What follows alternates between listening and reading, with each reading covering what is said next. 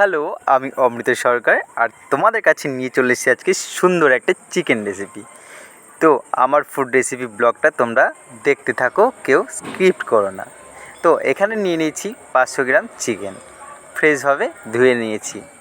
আর এদিকে কড়াই তেল গরম হয়ে গেছে, পেঁয়াজ দিয়ে দিয়েছি দেখতেই পাচ্ছ। তারপর এখানে আদা রসুনের পেস্ট দিয়ে দিলাম। তারপরে দিয়ে দিচ্ছি এখানে লঙ্কা, শুকনো লঙ্কা আর জিরে বাটা। তারপরেই দিয়ে দিচ্ছি এখানে গোটা কয়েক রসুন। এবার দিয়ে দেবো এখানে একটা মিডিয়াম সাইজের টমেটো। যখন আমি মশলাগুলো দিচ্ছি গ্যাসের ফ্লেমটা লো রেখেছি, যাতে আমার মশলাগুলো গায়ে ছিটে না আসে। তারপরে দিয়ে দিলাম স্বাদ মতো নুন আর হলুদ। তারপরে খুব সুন্দরভাবে মিক্সড করে নিচ্ছি, মানে মাখিয়ে নিচ্ছি, দেখতেই পাচ্ছ। আর আজকে চিকেনটা বেশ মজাদার হতে চলেছে।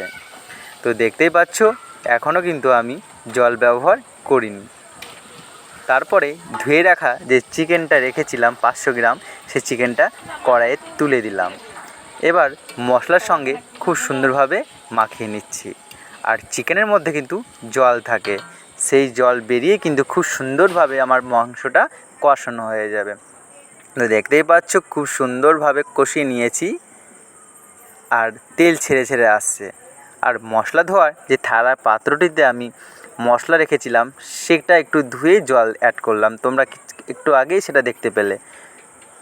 তারপর এবার আমি কিন্তু ঢাকা চাপা দিয়ে দেব, প্রায় 10 মিনিট মতন ঢেকে রাখবো। ঢাকা তুলেই দেখি এই রকম হয়েছে আমার চিকেনটা। দেখতেই পাচ্ছ লাল লাল, কিন্তু দেখেই আমার লোভ লেগে যাচ্ছে। তারপরে আজকে আলু ব্যবহার করছি না, বাট আমার আলু না খেলেও চলে না, তার জন্য একটা মোটা সাইজের আজকে না ভেজেই দিয়ে দিলাম আলুটা কেটে। তারপর খুব সুন্দরভাবে কষিয়ে নেব। আর সঙ্গে অ্যাড করে নিচ্ছি দেখো মিট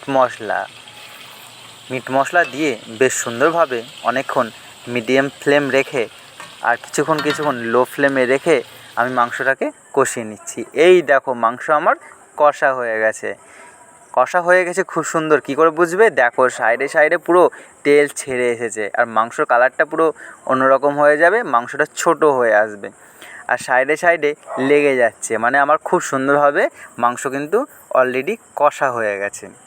তো তোমরা যেরকম পরিমাণে গ্রেভি রাখবে তো সেই রকম রেখে দিও। এই দেখো আমি মাংসের ঝোলের জন্য জল দিয়ে দিচ্ছি। তো আজকে আমি মাংসের গ্রেভিটা মিডিয়াম রাখবো, খুব বেশি ঘনও হবে না, খুব বেশি পাতলাও হবে না। তারপর ঢাকা চাপা দিয়ে দেব, প্রায় 10 মিনিট মতন মাংসটা ফুটে উঠবে। এই দেখো মাংস ফুটে গেছে দেখতেই পাচ্ছ। এবার আমি বেটে রাখা গরম মশলা অ্যাড করছি, এলাচ, দারচিনি, লবঙ্গ। এটা দিয়ে হাই ফ্লেমে দিয়ে টকবক করে ফুটিয়ে নেব। তো ভিডিওটা যদি আমার ভালো লেগে থাকে অবশ্যই একটা লাইক করে দিও। আর নিত্য নতুন ফুড রেসিপি পেতে হলে আমার ইউটিউব চ্যানেলটা সাবস্ক্রাইব করে দিও। আর যারা ফেসবুক থেকে দেখছো অবশ্যই আমাকে ফলো করো, পারলে একটা লাইক দিও, আর পারলে একটা কমেন্ট করো, আর পারলে একটা শেয়ার করে দিও। তো টাটা। যদি ভিডিওটা ভালো লেগে থাকে কেউ স্কিপ করো না, তো দেখতে থাকো। এই দেখো মাংস হয়ে গেছে, পুরো নামিয়ে নিয়েছি। মাংসের লুকটা দেখো জাস্ট।